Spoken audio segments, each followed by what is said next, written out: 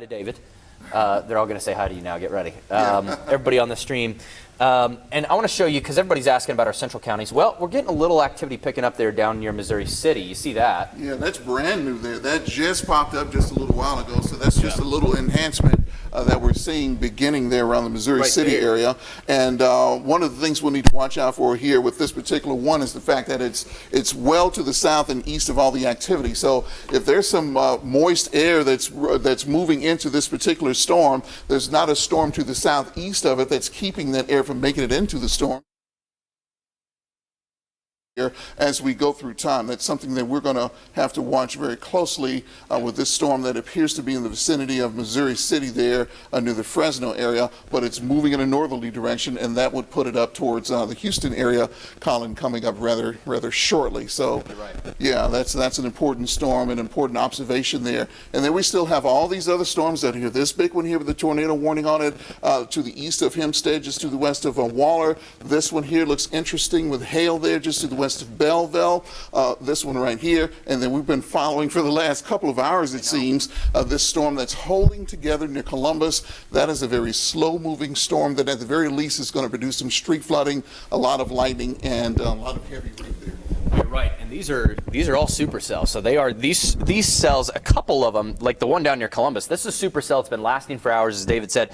These are more discrete storms. You know, when we always talk about individual storms becoming more powerful, there you go. There's another discrete storm west of Belleville. We'll have to watch that as long as it keeps going. It does look like these have encountered a little more wind shear as they move towards the east. I'm going to step away here, Colin, and let you finish up here. Go ahead. You going to go take a break after the newscast? Rather shortly, I've got to get ready for. Okay. And we'll continue to watch these storms. Okay. Thanks, David. Yeah, he's got a cut-in coming up on Eyewitness News, so you can turn on 13. We'll have it there. What's interesting, no tornado watch has been issued. And they could have done that 2 hours ago. And in fact, I think they probably should have. This whole area, they were watching it for a tornado watch. You can see the whole metro now. I've zoomed out. There's Houston. Okay, there's Weston Lakes. There's Wharton. There's Conroe. There's Livingston.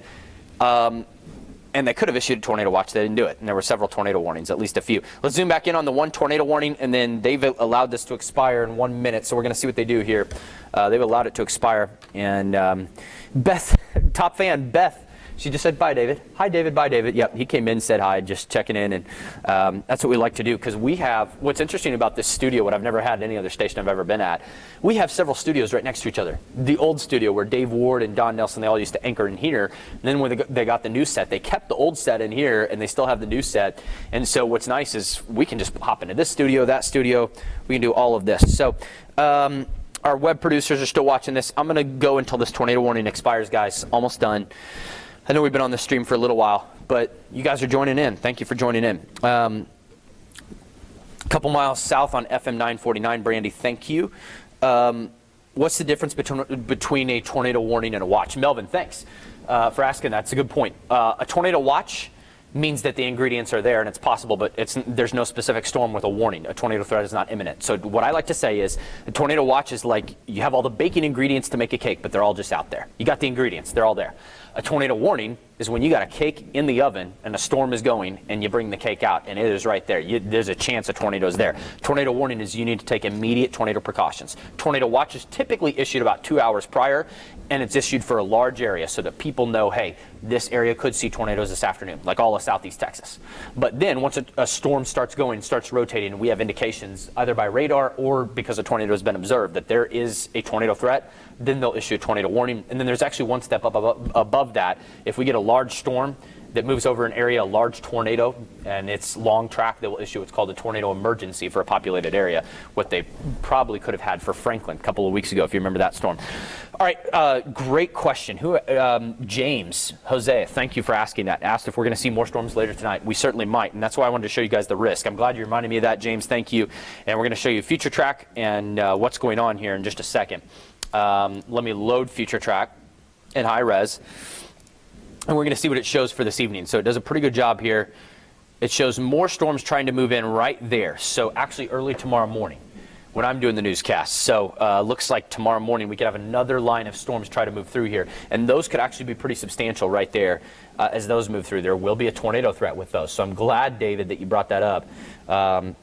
And we were watching that. So let me take a look at the new severe risk. They've issued a new risk map. And it now looks like with the new map, they haven't changed too much, I don't think. We're going to see it in just a, yes. So they've included Houston in the level 2 risk. Level 1 risk is still northeast of Houston right now, so still watching that. Danae, top fan, Danae Tatum, I hope I'm pronouncing that right. This was hilarious. Hold on. She got it. She read my comment perfectly. Flour plus sugar plus butter plus eggs equals a cake watch.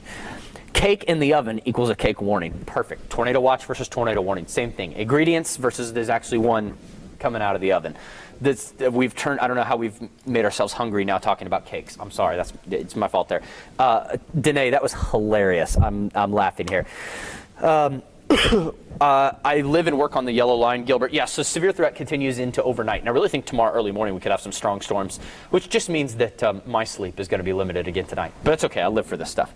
All right, any tornadoes tonight? There is a threat, Chris, for the metro to see stronger storms as this risk pushes in. And just now, we're seeing a new risk pop up in Missouri City. So bear with me here.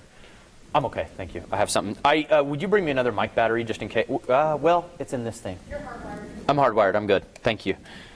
Our floor producer, Misha, taking care of me there. She thought I needed water. I need an energy drink is what I need. Actually, no, I don't. We're not going to do that. We're going to stay away from that. Should I call into work, Gilbert? What time do you work? Is it overnight?